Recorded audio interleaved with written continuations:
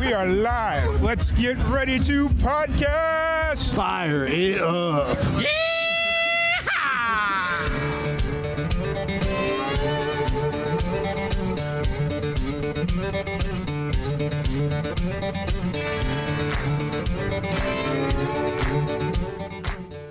Welcome back to another live and amplified Indie Fusion podcast. We are here live at Inner Jam down by the river 2025, and we got our next special guest with us. We have John Cico. How's it going today, man?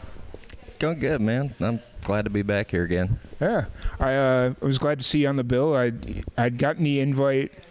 What was the invite you sent me for your album release? Is that? Yeah, album release in August. Yeah. How did that show go? Oh, I mean, it was a blast. Like, we did it in a little bar called Napoleon's in New Iberia. It's a funny place. It's like an Irish sort of pub deal, but it's named after, a French monarch. Okay. Yeah, it happens. So that went off without a hitch, and now here we are at Inner Jam. You played last night? Yeah, played last night on the river stage, which was so cool. How'd your set go? I mean, I thought it went pretty well. Yeah. I just, everybody here is so like cool, and it's so unusual to have like such a chill crowd, chill audience. Yeah, for lack of a better word. Yeah. Yeah. So it's always a pleasure. Yeah, because you go to some festivals and it's like a rowdy, like, let's get fucked up. And I mean, there is that here too, but they usually keep it around the picking circle. But Yeah. Well, everybody keeps it like quiet while the music's going on. Yeah. The party's always going on. Yeah. So. Oh yeah. I mean, I think that's not the positive, but the upside to Inner Jam was there's always a party. If you want it, there's always a party somewhere. So.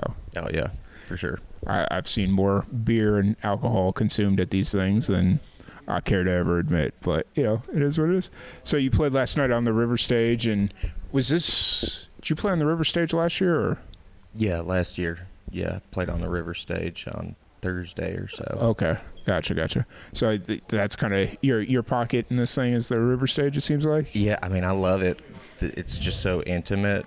Yeah. Like, I mean, I love the big stage. Yeah. Like, the full band acts are, like, so awesome. Yeah. But I think the magic's at the river stage. Oh, yeah. Well, I think the cool thing about this year, where we're at this year, is it seems like there's not a huge transition to get down to the river stage. Like, if you want to kind of just stay where you're at, you're probably in a good spot anyway, so. Yeah, well, the acoustics here are so great because they got that great, like, I don't know what you want to call it, cliff face on the backside, and you just hear it kind of bounce off the walls. Oh, yeah. It's fucking really cool. Yeah, it'd be sick to, like, record this stuff and, like, do it as, like, an in a jam session. I don't know. Oh, honestly, that's brilliant. Somebody should definitely do that. Well, Dustin, if you're listening to this, you and I will have a conversation later. So, but yeah, no, I just got in this morning at 10, and I was a little nervous at first because I was like, oh, we're like way in the back.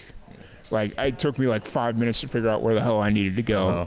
Even though with the signs and everything, I was like, it still didn't really help, but it's there. And then I kind of walked around the porch here, and I was like, oh, this is different. Like, you don't have to worry about killing yourself trying to walk down those stairs at the other place, and it's still steep, but it's not crazy steep. Yeah, everybody's like right here. Everything happens like the tents are right on top of the seating and the stage, and it's kind of a really cool setup. Oh yeah, it seems like I've missed some good times, but you can't be at all of them, right?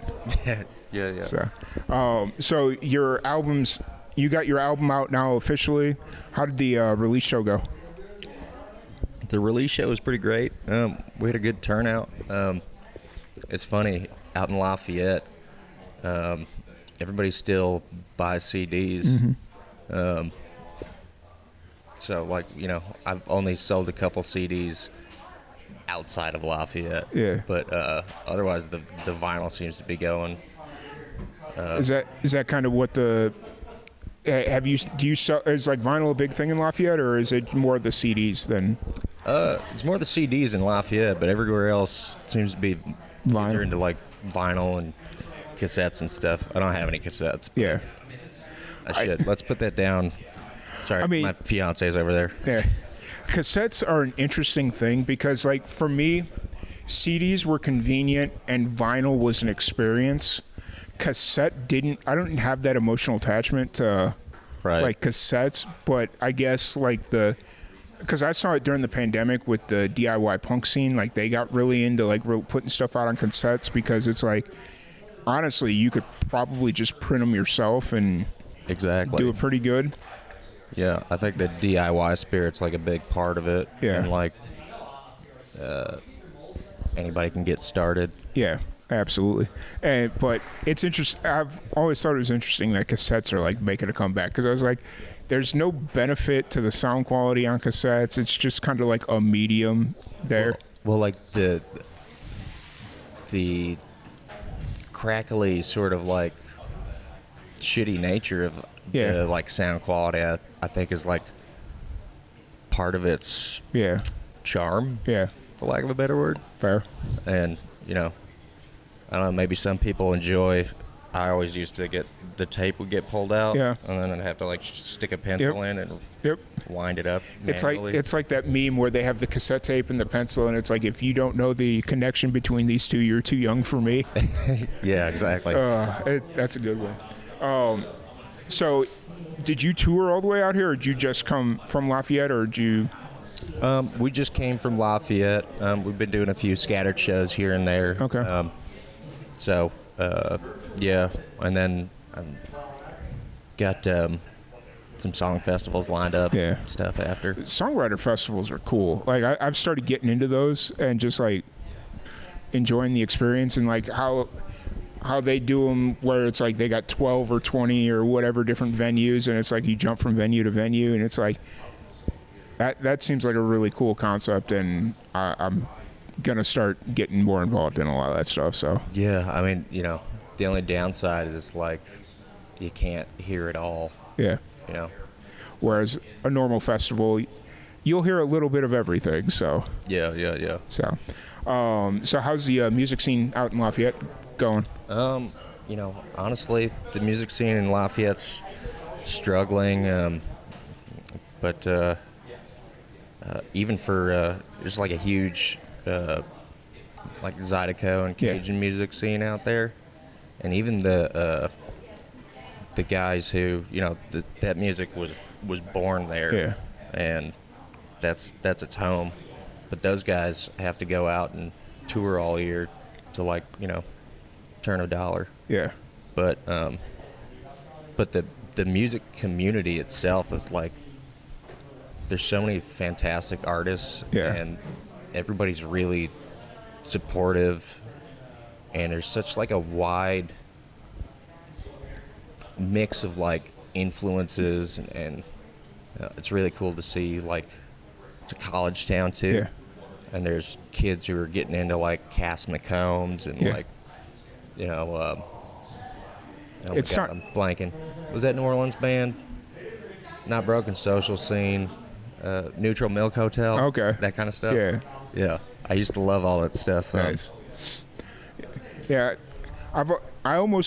maybe we talked about this last time, but I almost moved to Lafayette a few years back, Oh, no way. and I don't regret not going because the company I was going to go work for just went bankrupt.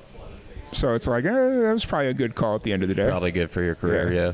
So it was, but yeah, no, Lafayette or Louisiana in general, like especially like southern Louisiana, has always been an interesting area, and we never had much pull there, like as far as like musicians go. But Lafayette, Lake Charles, Lake Charles. Lake Charles Yeah. is right there. Lake Charles, New Orleans, like, I don't know. I just feel like I need to go down there a little bit more than I actually do. Yeah. So I mean, it's really insular there. Like, everybody is born there and Yeah. stays there, and like they live their whole lives there. Yeah. Not everybody, but like a lot of people do. And no matter what's going on, they're always kind of, they've got their own community and their own culture, and they keep it really vibrant. Oh yeah. Despite, like I said, like some of the like a lot of music venues are closing down, but people are still keeping the scene alive. So. Oh yeah. Well, and I think it's like a lot of, because New Orleans is a very touristy place, and I feel sure. like a lot of the touristy cities like Orlando, Nashville, stuff like that, once you get actually into the communities and into the cities, that's where you find the real heart of it. And like staying away from the touristy stuff, like go do it, have fun, whatever, but go into like the actual communities. Go to that Cajun restaurant that's been there for 150 years, or like whatever it is, and that's where you're going to see the real heart. Yeah. Pretty much the more, the less exciting it looks. Yeah. Like the more intriguing it really is. Like our favorite bar. I met my fiance. She's right off camera. Yeah. My fiance Olivia. We met in New Orleans. We were living there at the time, and our first date was at Snake and Jake's Christmas Lounge. Yeah. I don't know if you've ever been. Nope. It is the coolest bar. It looks like just a tar paper shack. Sweet. You have no idea. It's just in like a neighborhood. There's nothing really announcing its presence. Yeah. You go in there, the whole place is lit by red Christmas lights, and before the smoking ban went into effect. Yeah. It was so hazy in there, you could really hardly see your hand in front of your face. And it gave it like this really cool mystique. But we actually met the owner and stuff, and I was talking with him about playing there maybe. But anyway, cool spots like that. You're not going to find them in the French Quarter. No. Unless you know the right alleyways to look down. You're not going to find them on an advertising thing.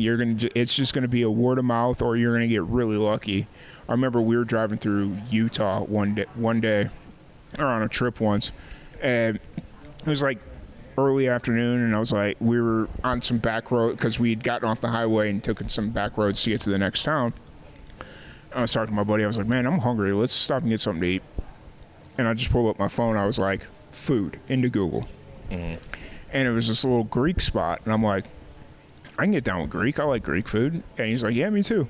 We pull up, and it's this big-ass bank. And I'm like, I think we're in the wrong spot. And then I see a little sign off in the corner, and it just, whatever the name of the restaurant was, and it was in the back of this bank, like separate entrance, whatever, so unassuming. And I walk in, and it's like a old school, like New York bodega vibe type thing. You know how like they're like super narrow and and they're like, we ordered, got our food, and I was like, for being in the middle of nowhere, Utah, this is actually pretty Greek food. So yeah, it's always the unassuming spots. Like they'll just surprise you like that.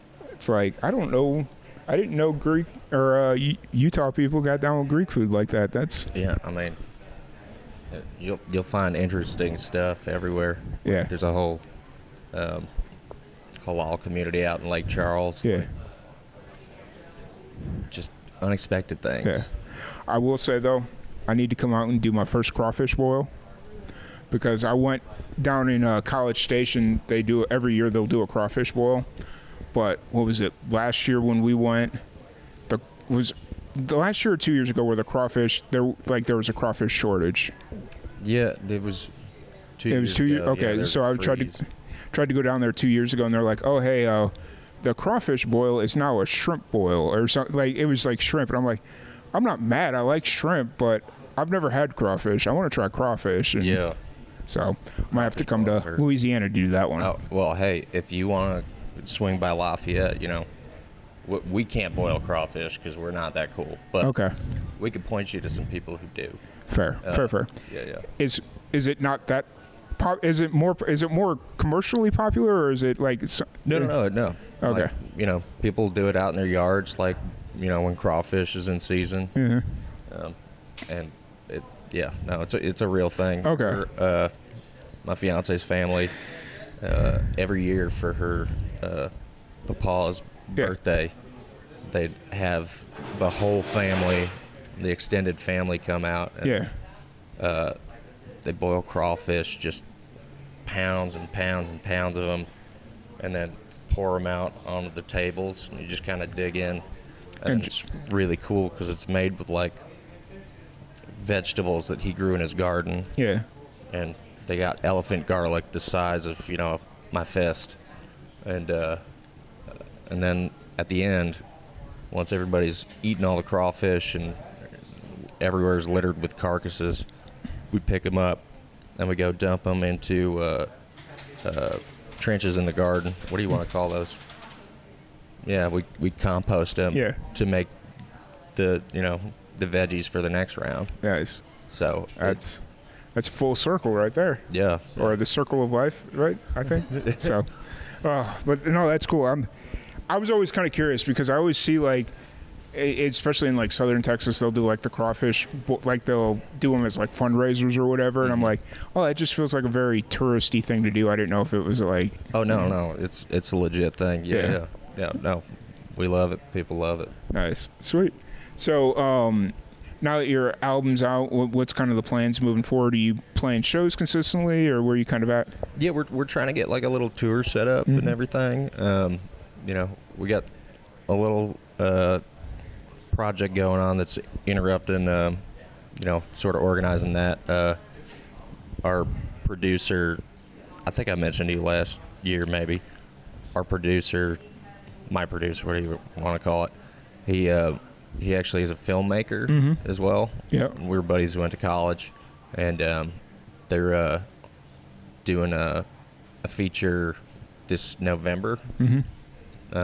So I'm going to go out and key grip that for them. Nice. And, yeah, go lug sandbags around for them and stuff. Sweet.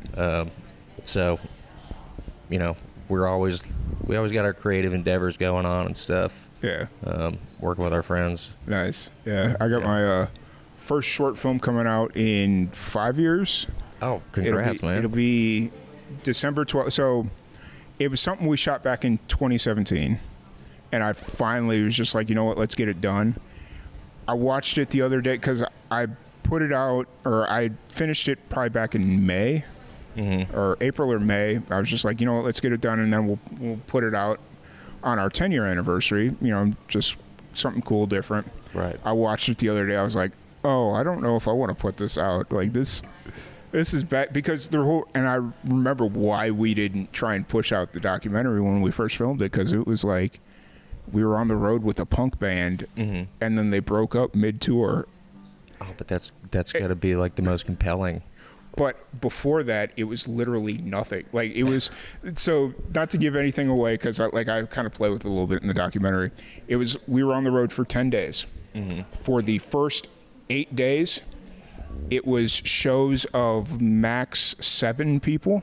It's like, okay, cool, whatever. The final 36 hours, we get chased off in the Navajo Indian Reservation. We go to the first ever weed comic book convention in Las Vegas. Church. And then the band breaks up because the drummer wants to go home. Isn't that life, though? It's like, happens very slowly and then all at once. Yep. And so luckily it was like 3 very distinct events, and I was like, all right, we're gonna play with the order of the events here, but we're gonna make it semi-interesting, and it's still not very interesting. So it's just like, okay, maybe next time we'll get a band that actually is a little bit more entertaining. So hey man, don't speak too soon. Like again, you'll be surprised. People will surprise you. I know, like, not that I have my own movies or anything I make, but when I wrote Long Black Cloud, I didn't like that song at all. And that's fair. Honestly, Olivia was like, no, that's a good one. You should play that. And I kept playing it because I was like, okay, some people like it or whatever. But then when we went and recorded that for the record, that ended up being one of my favorite songs. Like, our producer laid down this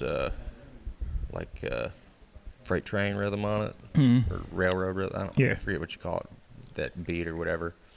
and it like gives it this surf rocky kind of vibe. Sweet, yeah. Before I felt like, oh, it's so drab and dull, but it's got like a whole life to it. Yeah. You know? And it's like really cool. So like, you know, you don't know what people are going to be into and who's going to like see the promise in it. Yeah. Yeah, that's good advice, and that's why I'm just kind of putting it out on YouTube and letting it be its thing, because man. Trying to promote it, it's like, oh, that's a whole expense I don't really want to jump in on. So I tried to do the film festival thing, and I forgot how expensive film festivals are anymore. Oh boy. Yeah, I'm sure it's a lot like songwriter competitions where it's just like, or like the whatever music video, like whatever. But, yeah. So. But yeah, no, I'm glad we got a chance to sit down. I was a little upset that I wasn't able to make it out to your show. I'm always looking for a reason to go on the road and just kind of hang out. And well, hell, man, like, anytime you want to come to Lafayette, as long as we're in town, like, you got a place to stay at the very least. We'll be driving through in January for sure, because we're gonna do we started doing a live podcast showcase thing. Oh, that's awesome. And we're going to do 3 days in Florida. We're going to start in Panama City and then work our way down to the Keys. So we're going to do it in 3 days. Oh, you're packing it in, man. Yeah, oh yeah. Well, it's also my buddy, he works in a junkyard, and he's only got like 4 days off, so it's like, okay, we're gonna get it going. We're gonna leave ourselves enough time to get you back, but right. So we'll get it there. So yeah, man. Awesome. Well, congrats. Thank you. So for you, just shows and all that stuff. How's the? Yeah, just shows and trying to finish up some new songs I'm working on for whatever the next project turns out to be. It feels so hard to talk about new music, especially after you just released an album. But I guess that's the industry we're in, right? So Right. So I was talking to somebody the other day. They're like literally just released like a double album, and then 2 weeks later they threw out a single. And they're like, well, I was just kind of sitting there. I was like, why didn't you just put it in with the album? Like, wouldn't that have made a little bit more sense? And they're like, no, because the song's like not for the album. And I'm like, okay. So, but it is what it is. So, hey, man. Yeah, but only they know the vision. Yeah. Maybe. Yeah. I don't know. I feel that.